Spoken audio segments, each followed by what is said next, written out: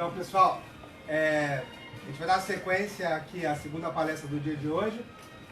Eu sou o professor Daniel Figueiredo, professor aqui do PESC. Esse aqui é o professor Fábio Botler, meu colega aqui do PESC. A gente vai inovar, não é isso? Vou fazer algo que eu estou chamando de Palestra Duelo. E para quem não percebeu, o título da palestra tem a ver com Star Wars. Então, vai ter algumas referências aqui. Precisa fazer esse tipo de... Não precisa não? De referência, não precisa fazer a referência. Vocês estão enrolando pra caramba, começa agora esse negócio aí. Liga esse som aí. É o implícito e o explícito. Então, sem mais demoras, o título da palestra é esse: Ciência de Redes e Teoria dos Grafos, uma nova esperança. Fábio, com você. Acho que a parte mais difícil aqui foi aceitar esse convite para uma palestra do Elo. As ideias, né? Tá, então você tá mandando aí. Eu não tenho nem poder, não, pai. Bom, vamos falar sério. Então, teoria dos grafos, acho que muitos de vocês já viram, né? Quem já fez a disciplina de teoria dos grafos aí? Quem está fazendo? Então, bom, 20% da turma. Bem, então, grafos é um objeto matemático que ajuda a gente a representar relações. Tá? E aí, depois de muita evolução, grafos modelam vários dos problemas que a gente tem em ciência da computação e várias outras coisas. Tá? Então serve de abstração para muitas coisas. A lenda diz que o estudo de grafos começou com o estudo por Euler, com o estudo para resolver o problema da ponte de Königsberg. Né? Então eu não sabia dessa data, não sei encontrar, mas eu entendo que o Daniel estava lá e guardou a data. Né? Então o que Euler queria, ele morava nessa cidade provavelmente, e eu fico um pouco encabulado com essas fotos. Ele morava nessa cidade que tem umas pontes muito bonitas, mas que também são chatas. Então ele queria passar uma única vez por uma ponte e não queria voltar mais lá. Né? Mas será que dá para fazer isso em qualquer cidade? Aí a resposta é não. Tem cidade que dá, tem cidade que não dá, e ele provou isso aí, vocês podem ver isso no curso de grafos. Tá? E aí depois também, um pouco depois, o Daniel guardou essas datas. O termo graph foi introduzido no artigo da Nature, né? Então isso é só para exemplificar que grafos é uma área do conhecimento que tem idade, história, assim como Daniel. Tá? Então o que a gente faz é que a gente estuda aquela combinatória que a gente viu na escola, com uma estrutura um pouco diferente, que permite aplicações diferentes. Né? Tem muita relação com teoria da computação, para quem quer fazer ou assistir teoria da computação. Também tem um professor muito bacana que dá isso lá aqui no curso do AC. E grafo serve como abstração para muitos desses problemas de computação. Ok.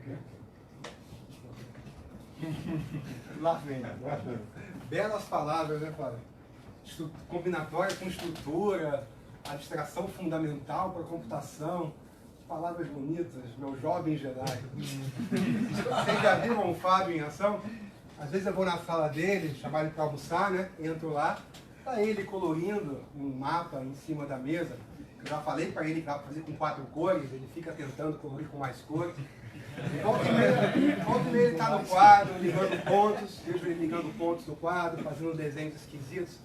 E às vezes eu estou lá e ele está brincando de Lego, montando os Legos lá. E esse do Lego, você não precisa acreditar em mim não. Nesse mesmo evento ano passado, o próprio Fábio, como mostra aqui na foto, estava aqui na frente dizendo que parte do trabalho dele é montar e desmontar Lego. Então vamos falar de coisa séria aqui. Vamos falar de ciência das redes. Ciência das redes começou no final da década de 90 para estudar redes reais. Para estudar a internet, estudar a web, tentar entender o que significam essas estruturas. O descobrimento sobre redes reais foi muito alarmante. A gente descobriu muitas coisas sobre muitas redes nesses primeiros 10 anos. A revista Science, que é uma das principais revistas científicas do mundo, em 2009 fez uma edição comemorativa de 10 anos de Network Science para consolidar todo o conhecimento que aconteceu nesses primeiros 10 anos de Network Science. É uma área jovem e promissora. Diferentemente do Daniel. Não, homem. Em Network Science, ou Ciência das Redes, o objetivo é estudar como que as redes se formam, qual é a estrutura das redes que nos cercam. Por que elas têm essa estrutura? Por que redes sociais são dessa forma? E quais as consequências disso? A conectividade de uma rede implica em algo. O que é esse algo? É uma área fundamentalmente multidisciplinar, porque vai estudar redes em todos os lados. Redes biológicas, redes sociais, redes de informação, tentando entender como é a estrutura dessas redes, por que a estrutura é assim e quais as implicações dessa conectividade. Vou falar então de alguns trabalhos meus para ilustrar Network Science, ciência das redes. Eu vou começar falando sobre o Struct2Vec, que é uma metodologia para representar vértices de uma rede num espaço euclidiano. Então eu tenho uma rede, eu quero tirar cada vértice daqui, quero colocar eles num espaço euclidiano. Eu quero fazer isso de forma que dois vértices que têm estrutura similar na rede fiquem próximos no espaço euclidiano. Então a gente propôs uma metodologia para fazer isso, que se chama Struct2Vec. Aqui eu tenho uma rede, que na verdade essa rede é essa espelhada, e aqui está o Struct2Vec em ação. Essa é a projeção dos vértices em duas dimensões que o algoritmo fez, colocando vértices que são estruturalmente parecidos, na verdade esses dois vértices estão na mesma classe de automorfismo, próximos aqui no espaço, e esses outros dois caras aqui, próximos também no espaço. Esse artigo foi publicado na KDD em 2017, que é a principal conferência de Data Science do mundo, e foi muito bem recebido lá, o pessoal gostou bastante. O artigo tem hoje mais de 200 citações, e foi feito aqui com dois alunos meus do PES. Um outro exemplo é a identificação de ambiguidade em redes sociais. Esse meu exemplo aqui, a gente está com um algoritmo para tentar encontrar vértices ambíguos, okay? Vértices que representam a mesma pessoa. Então isso aqui é a minha rede social de colaboração científica. Sou eu, meus alunos e meus colaboradores nessa rede aí. E o que acontece é que aqui eu removi os nomes, mas na verdade esses dois vértices aqui são instâncias minhas nessa rede. Porque eu apareço com vários nomes no mundo aí fora, né? Daniel Rapon Figueiredo, Daniel Figueiredo. Então eu removo os nomes, eu tenho essa rede, eu quero agora um algoritmo capaz de encontrar vértices que remetem à mesma pessoa. Então o nosso algoritmo nesse caso, de fato encontra esses dois vértices aqui como sendo o mesmo indivíduo. Essa é a única rede social do Daniel. Jovem Jedi. Segurando. Esse trabalho também foi feito com dois alunos aqui. O Hugo era aluno da SCI, meu aluno de IC, e a Janaína foi minha aluna de doutorado. Esse trabalho é de 2017. Por último, eu quero falar mais um exemplo de um outro trabalho, que tem uma figura legal, que a gente tenta medir homofilia e assimetria em rede. Em redes reais, existe muita homofilia.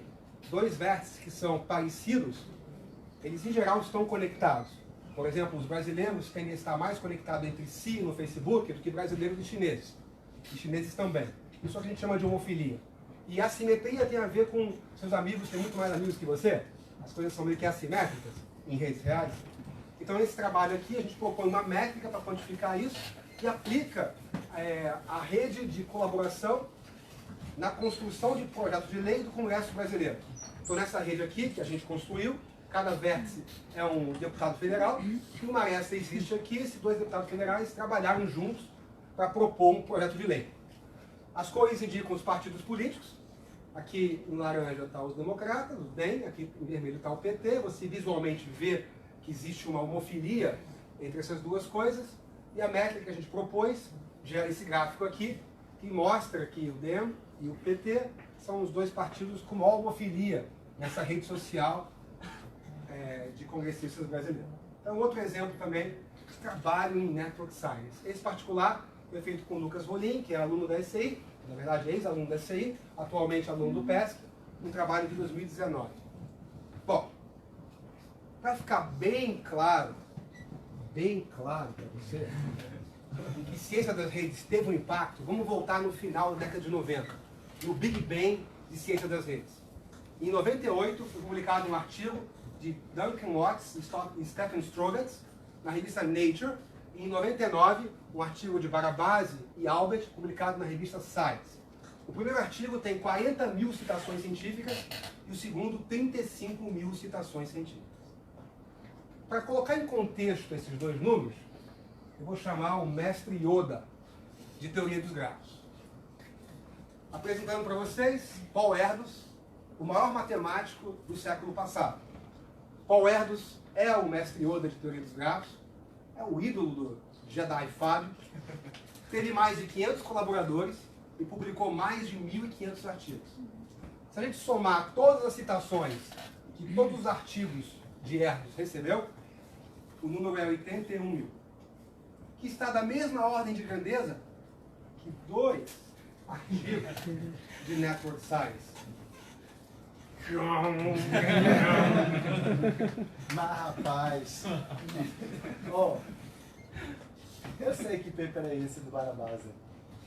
Eles sugeriram, eu gosto de botar aqui, eles sugeriram o modelo, cadê? Sugeriram o modelo de uma rede complexa, né? E, a gente fez os experimentos aqui, isso dá mais ou menos 2.9, deve ser 3. A essência, todo negócio, a galera não sabe provar um negócio, né? Aí, para ali.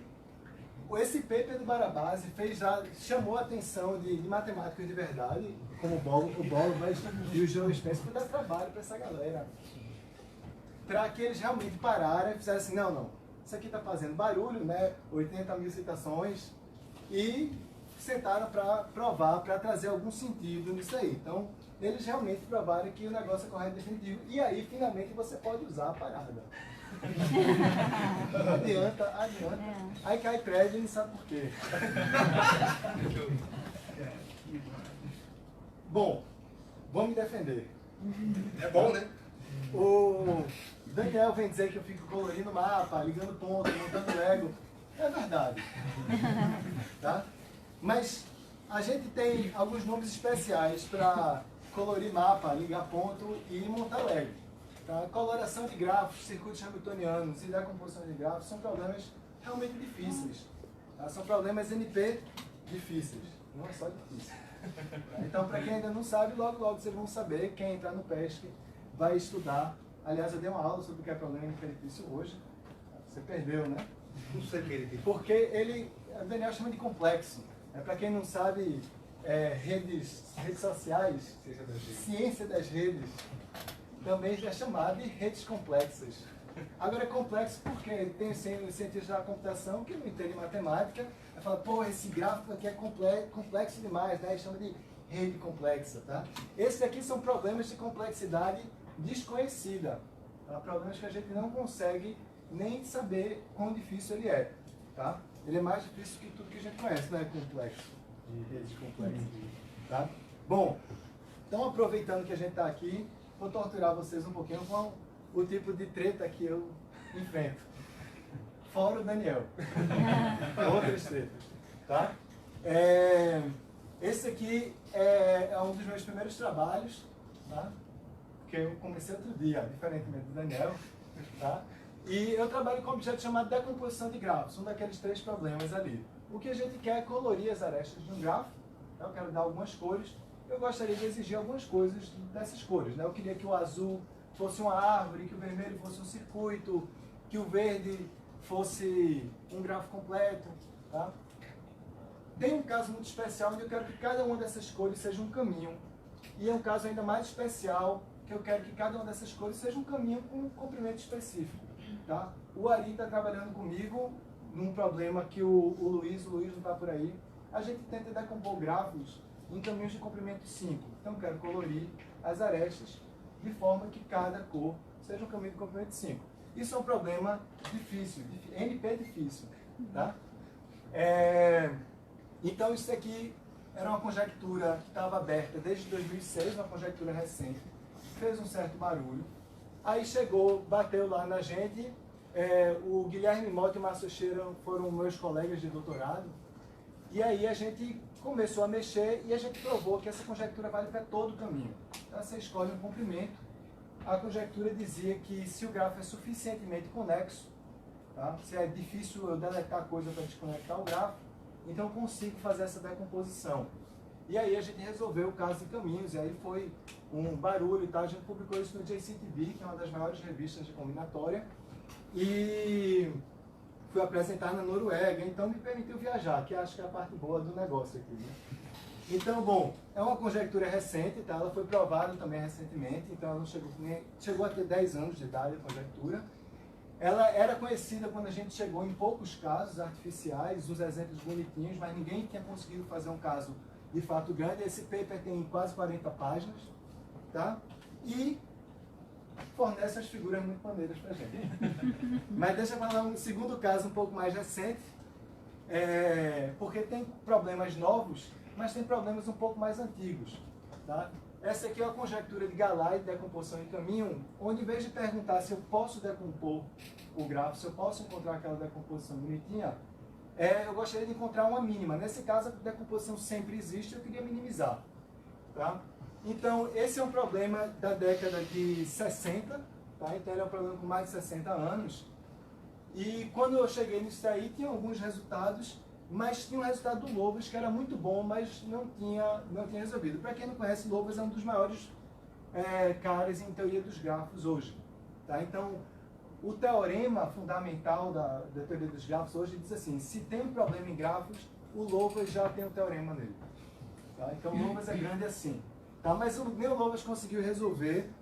E hoje, essa semana, espero que semana que vem a gente submeta esse paper que a gente deu finalmente, depois de, acho que faz 15 anos que tinham dado o maior passo nisso daí, a gente está finalmente dando um passo à frente.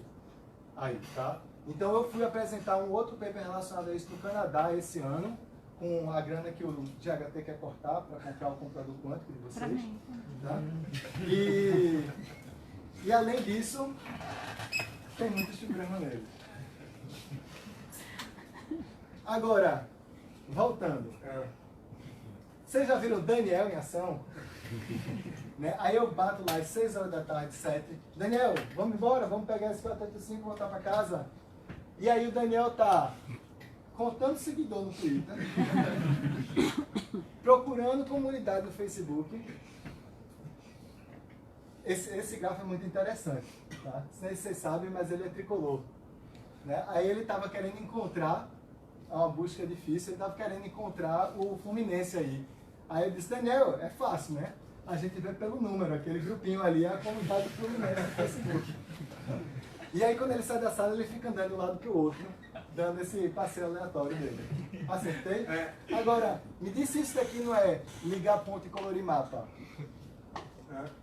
Eu acho que você está fazendo a teoria dos grafos. Só tem uma coisa para dizer para você. Não. Do outro lado. Ai, minha fada. Engraçadinho você, hein? Engraçadinho você. Peraí, então você é mais velho do que ele? É bom que tem gente prestando atenção na plateia. Gostei. Vamos passar limpo essas coisas. Então, eu acho que é na hora de declarar um empate no nosso duelo. Apresentar os argumentos. Do lado nós temos ciência de redes, do outro lado teoria dos grafos. Ciência e teoria. Duas coisas que parecem iguais e diferentes. Qual a diferença de ciência para teoria? Por que não é ciência dos grafos e teoria das redes? Bom, teoria tem a ver com abstração formal para explicar e prever algum fenômeno. Está enquadrado dentro de lógica matemática. Existe o raciocínio lógico para induzir e conseguir prever coisas. Uma teoria sobre alguma coisa.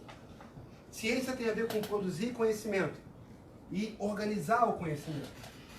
Ele é baseado em evidências empíricas. Você olha o mundo e tenta entender ele, tenta produzir conhecimento para um certo contexto a partir das nossas experiências. Isso é ciência. Só que ciência e teoria andam juntos. Porque, de um lado, a gente tem uma abstração matemática para representar algum fenômeno, e do outro lado nós temos o fenômeno que precisa ser representado e entendido. A teoria dos grafos contribui fundamentalmente para a ciência das redes, jovem Jedi. Mas nunca se esqueça que ciência das redes contribui de forma fundamental para a teoria dos grafos. Vocês todos viram o Fábio falar que Bolabas e Spencer, dois gigantes em teoria dos grafos, trabalhavam num artigo, no modelo matemático, que estava meio mais ou menos certo, meio menos errado, proposto em ciência das redes. Ciência das redes dá a ideia para esses matemáticos aí que ficam desenhando no quadro, resolver problemas de verdade. E é claro que a teoria dos grafos oferece o fundamental, o ferramental fundamental, para a gente poder avançar ciência das redes. Meu caro Fábio, são dois lados. Achei que eu ia apanhar agora. Não, isso não está nos livros. Essa é aquela novidade que você estava no mercado. Eu gosto de você. Aí eu vou falar. Teoria dos grafos e ciência das redes são dois lados de uma mesma moeda. É com você. Bom, então isso é para finalizar a Semana PESC. A Semana PESC é uma semana de propaganda, né? Onde a gente quer cativar vocês a se inscreverem, a virem trabalhar com a gente, tá? Então eu e o Daniel, a gente está tentando, já tem um ano que eu estou aqui, que a gente está tentando iniciar esse projeto em comum e a gente precisa de cobaias. E essa cobaia pode ser você. Tá bom? Mas, se vocês já encheram o saco do Daniel, porque vocês já estão vendo o Daniel há 10 anos, aí de mim eu acho que não, né? Porque eu sou legal. No PESC tem 40 e tantos professores que provavelmente estão dispostos a orientar vocês. Agora você tem que ser legal também. É isso, pessoal. Veio pro PESC. Obrigado.